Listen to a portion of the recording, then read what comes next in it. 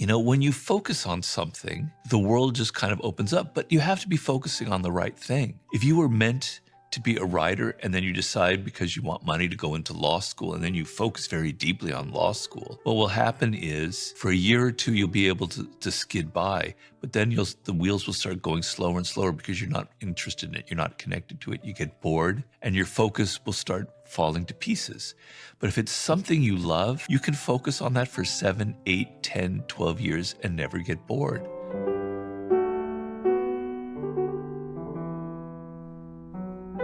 Something that I think many a person struggle with, which is in part this idea of focusing on the thing in front of you versus getting too distracted with other opportunities. And I wanted to talk to you about this idea of focus. Sure. And how important you think it is for mastery. Yeah. I meet so many young people who will say to me, oh, I'm doing this little crypto thing here, and I've got this hair business here, and I've got this other thing here. What would you say to those people that are trying to become a master in this world as it relates to focus? It's funny because I'm helping the son of an old friend of mine who's got that problem, and he's incredibly successful. I hope he's not listening to this. He's 20 years old. He's very wealthy. He's done amazing things. But he's one of those people who spread himself out to all these different things. And I can't find a through line, what connects them all, except making money and having connections and stuff.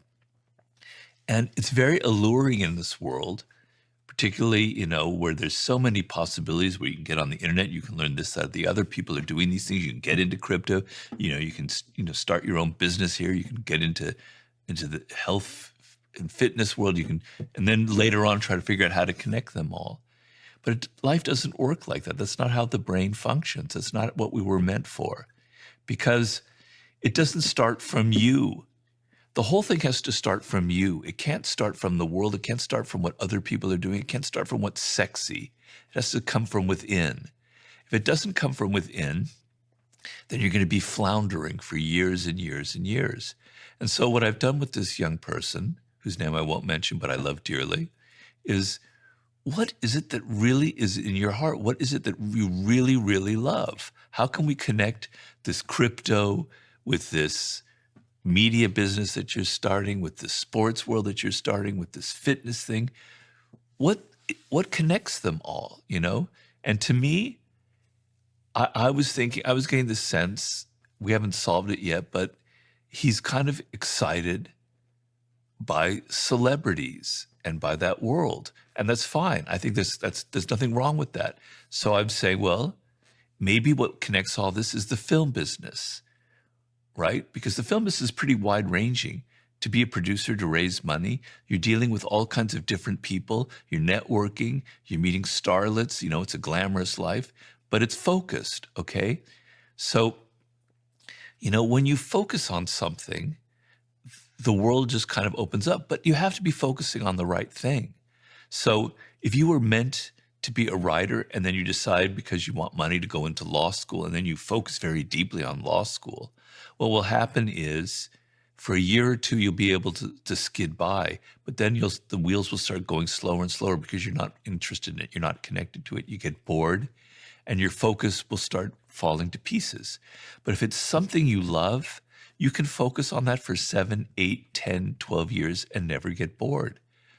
From observing a certain family member of mine do a very similar thing, part of it as well is that when she would start one pursuit, starting X business, it would get hard, as it always does. And when you look over at the person across the road, they seem to be having a much easier life with their thing, or with their crypto, or with their whatever. Yeah. And they tell you the story of how much money they've made and how easy it was, whatever. So you get tempted into believing that the grass is greener, you pursue that. So now you're doing two things. Now your first thing starts to suffer.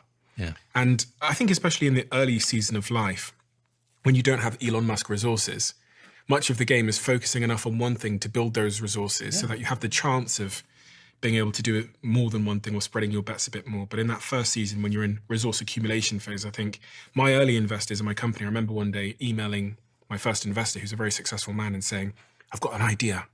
And it was an idea other than the one he'd invested in.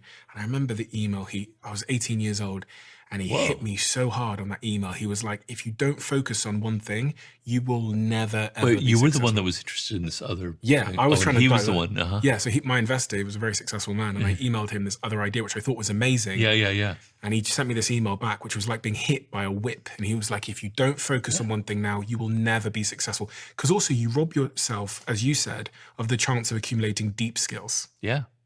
Yes, it is. Yeah, I remember this is something that wise people know. And if you're young, if you have like a mentor like you did, who could tell you the truth, the ropes as they are, it will help save you years of misery. I remember when we were at American Apparel, it was the year 2007. The company was just about to go public.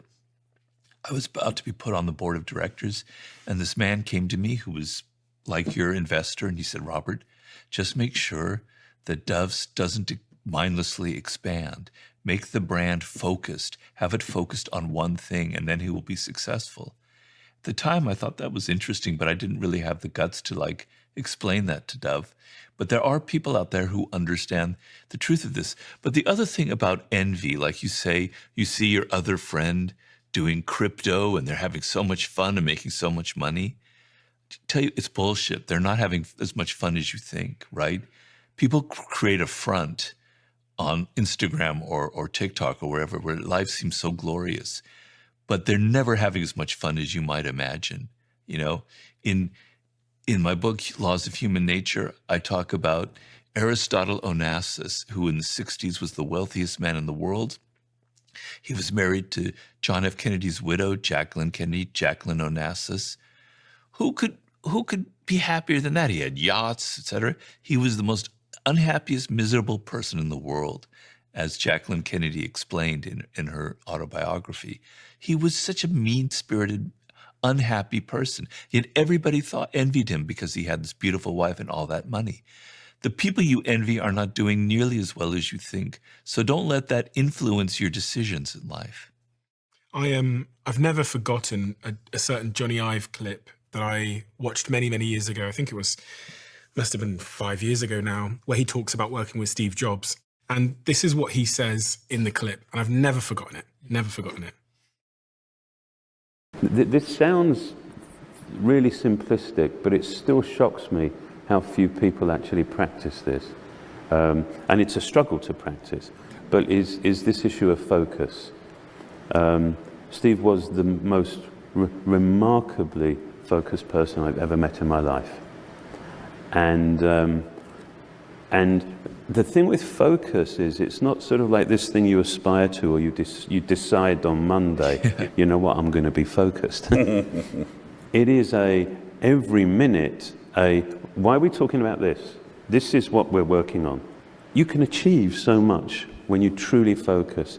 And one of the things that Steve would say, because I think he was concerned that I wasn't, he would say, how many things have you said no to?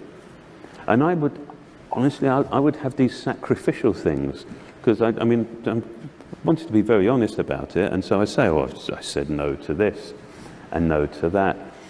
And but he knew that I wasn't vaguely interested in doing those things anyway. So there was no real sacrifice. What focus means is saying no to something that you, with every bone in your body, you think is a phenomenal idea, and you wake up thinking about it, but you say no to it because you're focusing on something else. Yeah. Amen. That's the church of focus. I agree with completely. I mean, I hate using my own examples because I'm a rara avis, I'm a rare bird. But, I have this book that I'm writing, okay? And it's on a very specific subject. And I get distractions all the time. People want, I can do this speaking engagement in India where I've never been before, or Egypt, kind of thing, or get involved in this television project. And I'm actually never really seduced by it because I just love writing. But where it really comes down to is I'm writing this book and it's been going really not well. It's because I'm not focused on the actual thing I'm trying to say. So you can bring that level of focus down to the finest point of your business or your writing or whatever. What is it you're trying to say? What is it you're trying to accomplish? What is your brand really about? Get into the nitty-gritty, get into the little fine grains of sand and know what that is. So every time I'm writing my chapter and I start writing about something that's not directly relevant to what it's about and what the reader is going to be interested in, I'm making a mistake. And I make the mistake for several weeks and then I realize it and I pull back. So that level of focus has to have a lot of energy behind it because you're so in love with what you're doing that when you deviate from it, this little radar inside of your brain goes, you're off, you got to get back to it, right? And it's painful, but when you do get back to it and when things do click, it's incredibly pleasurable. So the focus for young people that seems so painful, God damn it, everyone else is having so much fun and I'm having to learn this. Just keep telling yourself that you're doing something that your brain is going to reward you with several years down the line. So that friend of yours that seems to be having so much fun, in 3 years, they're going to be sliding down the ladder, working at some crap job, whereas you're going to be rising up. So just keep your mind on the larger issue there and know that working with what your brain works well with will pay incredible rewards down the line.